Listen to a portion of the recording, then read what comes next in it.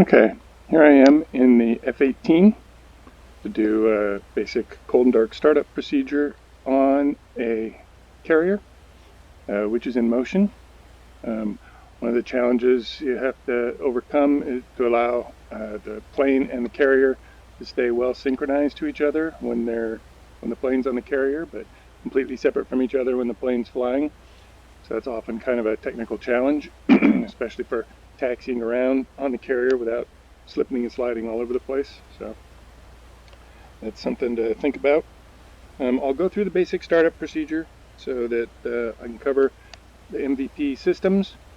I'll taxi over and hook up to the catapult, do a launch with the catapult, and then show off a couple autopilot modes that I think we can implement. But most of the stuff I think we don't need to do. Start off by turning on the battery. Then we turn on the APU. You'll hear it spool up. Get a green light when it's ready.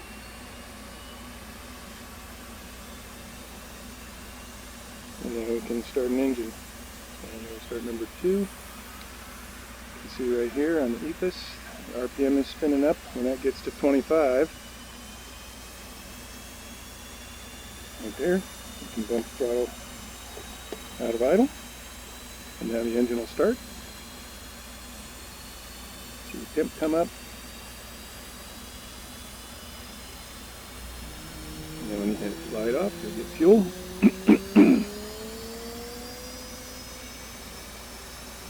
So now we've got generators online, so we're reading the fuel quantity. Look around and turn on our displays. And this one up. And this one up. And this one up. And this one on. Engage our standby attitude indicator. Come down here to our INS. And I'll click it into CV. That's where you put it when you're starting the INS on a carrier. When you're on the ground, you would put it into ground. And then you need to wait for it to fully align before you switch it over into nav. And hit this button to stop the flashing. Let's go ahead and start the next engine. Put that into the right. I'll start 25%.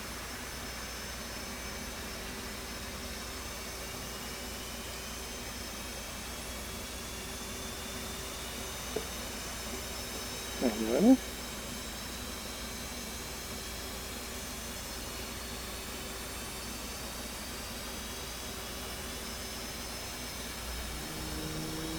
There's our light off.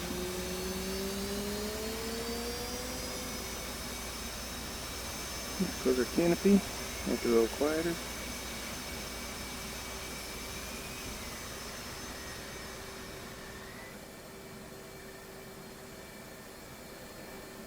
I'll turn my radar on. I don't think that's something that we need to worry about modeling.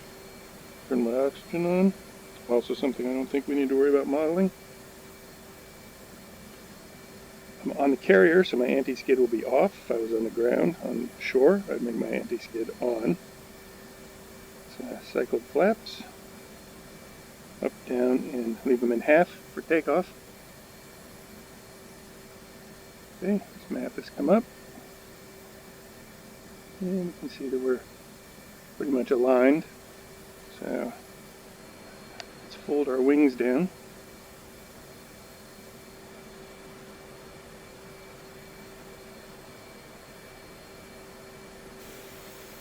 That's the sound of the APU shutting down, which it automatically does. Okay, and then we'll lock our wings. We'll hit our FCS reset. Now you can see all those indications that we had here are all gone now. We can hold to set our takeoff trim. Now takeoff trim is automatically going to set the stab at 12 degrees, which you can see right there. So I'll just hold my trimmer. I'll trim this to about 15. 15 or 16 is probably good for our weight.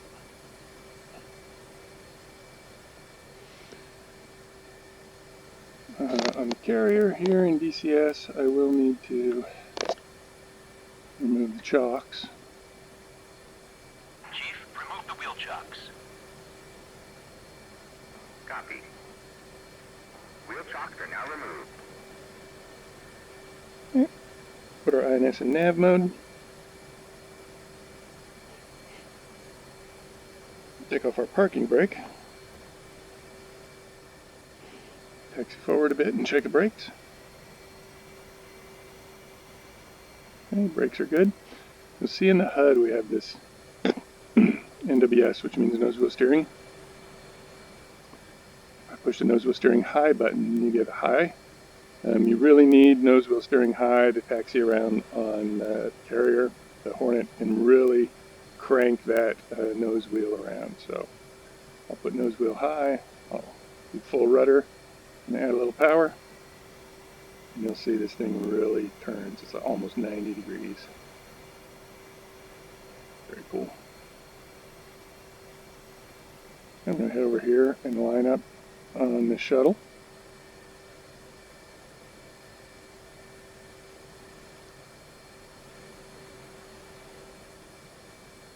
Right about here is good.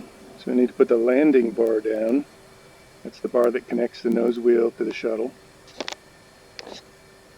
Connect to the shuttle, and you see when I did that, a bunch of steam came out of there, showing that it's hooked up, and it also raises the blast wall behind us, so that we're ready for takeoff.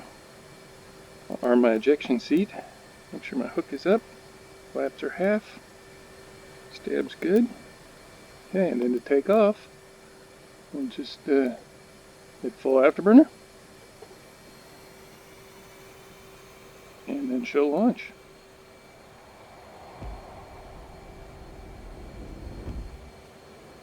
Gear up, flaps up,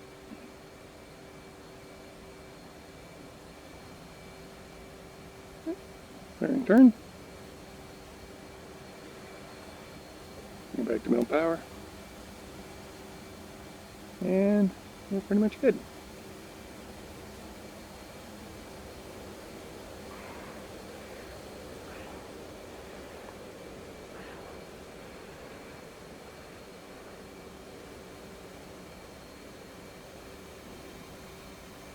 Might be time to buzz the tower.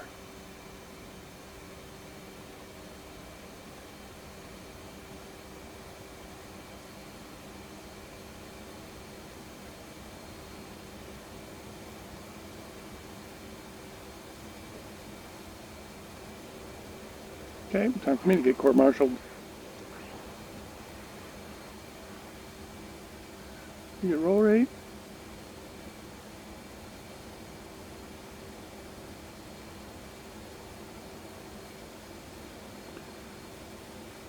Okay, I'll show some autopilot modes now.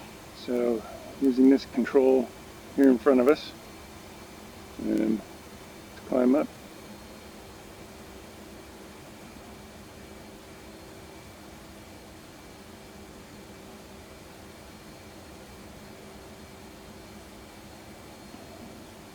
Well, let's say we're going to climb up to 4,000 feet. Autopilot. Barometric altitude. So once I've clicked that, the little colon comes on next to it, and you'll see it's maintaining level flight. Put my throttles back. Even if I go into a bank, which I do with the stick, the plane will correct back. You can see our flight vector here will get back to the horizon, and it'll bring us back up to 4,000 feet. Another very useful autopilot feature is the auto throttles. So I've got the throttles back in idle right now, and I'm slowing, and then I will hit the auto throttle, and you'll see now the throttles are controlling themselves, and they're going to maintain the commanded speed. And you'll see I get an A-18C right here for auto throttle control, and it's going to maintain 375 knots at 4,000 feet. If I go into a bank, see the nose will drop, throttles will come up to maintain 375, plane will climb and get me back up to 4,000 feet, and it'll hold this bank. So that's pretty awesome. Got mirrors. I see behind you.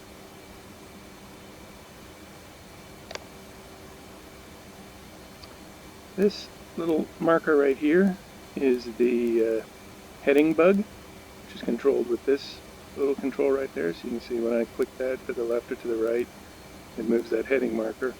If you move it a lot, you'll get heading select here, and you can type in a value like 060, enter. And you'll see now it snapped that right to 060. And the autopilot also has the ability to follow the heading marker.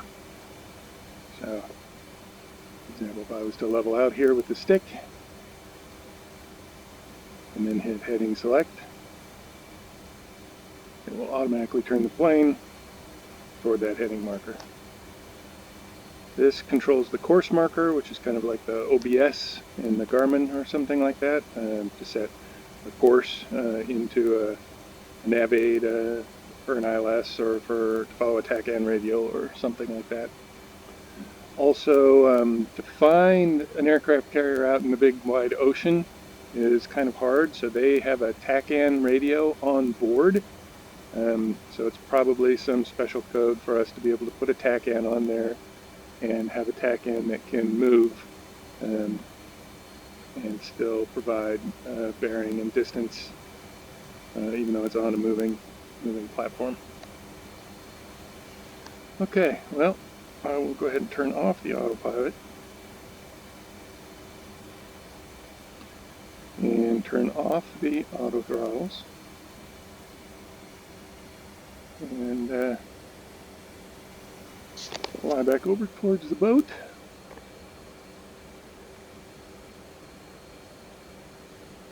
And show some of the features for landing Navy planes. So Navy planes fly by AOA, angle of attack. You have to have a proper angle of attack when you hit the carrier deck for your hook to grab. So you really kind of fly them a little differently than you fly Air Force planes. You use power to control pitch, and then you make sure you have the right AOA, which will change, how nose up you are will change depending on how heavy you are. But you'll always be the exact same AOA because you need the right geometry to land on the carrier. Well, my speed brake's out. And lose some speed here. This is definitely not a realistic carrier approach at all. I'm just going to basically head over towards the carrier and see if I can put it down. I'll lower the gear. I'll lower flaps to full. You'll see in the HUD, once the flaps and the gear come down, we get this E bracket. It's our angle of attack bracket. And where our velocity vector is, inside that gives us our angle of attack. I also have, to the left of the HUD, this flashing red arrow, which means that I'm too fast. And if it's in the center of the E bracket, then I'll get the donut, which says I'm on speed. And if I get too slow, I'll get the green downward chevron, which means I'm too slow. So where you want to be is right in the center of that. And the way you get it in the center of that is with trim. So I'm trimming up right now to get my velocity vector into the center of my E bracket. I'm really not putting any stick inputs now at all. I'm pulling back on the throttle a little so I won't climb too much. Okay, now I've got it pretty much trimmed for the center of the E bracket. And now I'm just using throttle to control my climb and descent, or my pitch. So I want to get down until I have about a 3-degree glide slope for the boat. So gears down, flaps are down, put the hook down.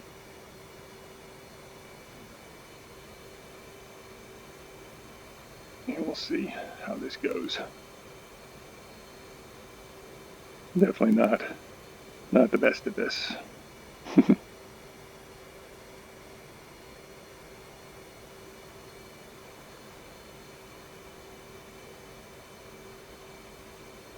When that's not the carrier. That's carrier over there. So I'll level off with power. I'll do a gentle climb.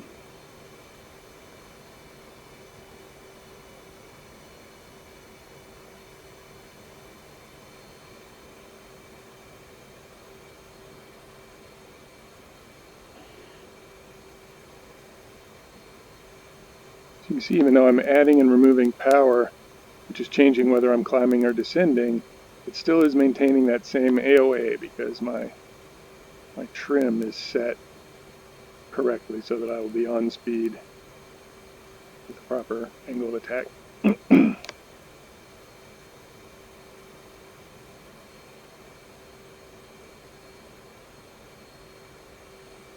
So that is the carrier.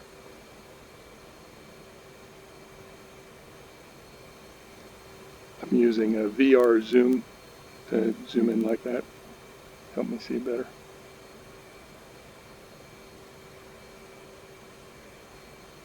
Alright, maintain one more level here. Start a gentle turn.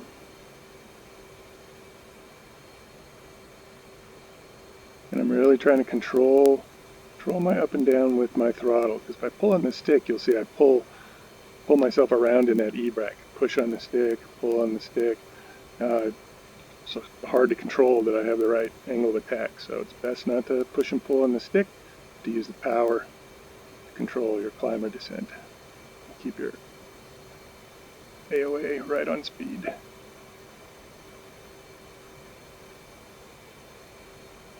Come a little bit more right.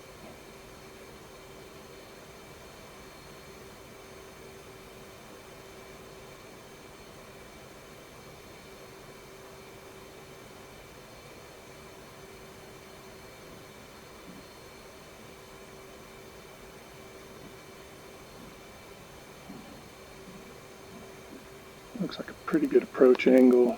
About 3 degrees is good.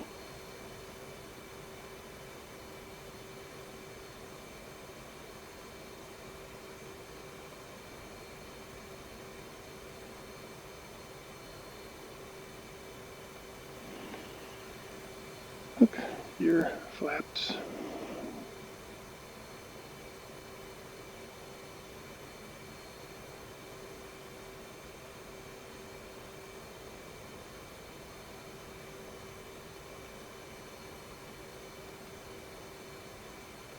Lots of little tiny power corrections.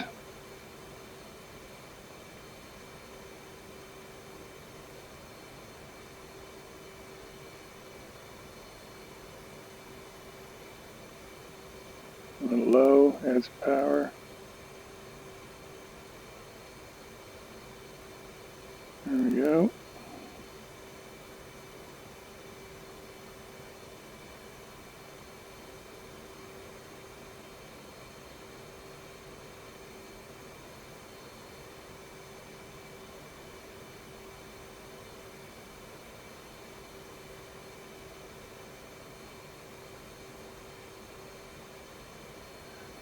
Alright.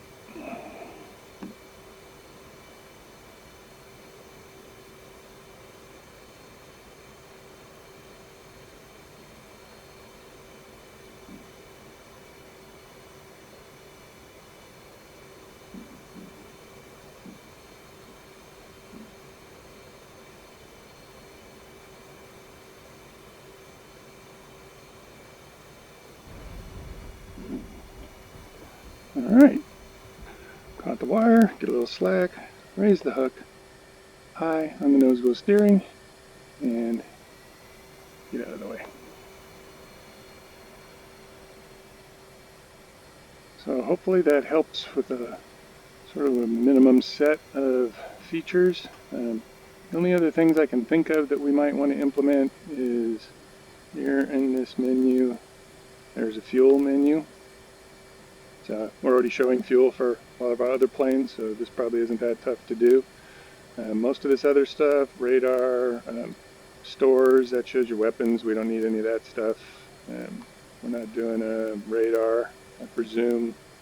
This just duplicates the HUD. I don't think we need to do that really. Situational awareness page is for surface air missiles and other threats or friendlies. So most of that stuff I really don't think we need. So much of the complexity of these is with the weapons, and that's not really what we're focusing on. So I think it'll be mostly about getting the flight controls right, the aerodynamics, and the basic systems that I went through for takeoff, a little bit of autopilot, landing, and interacting with the carrier. So hopefully this helps. Thanks, guys.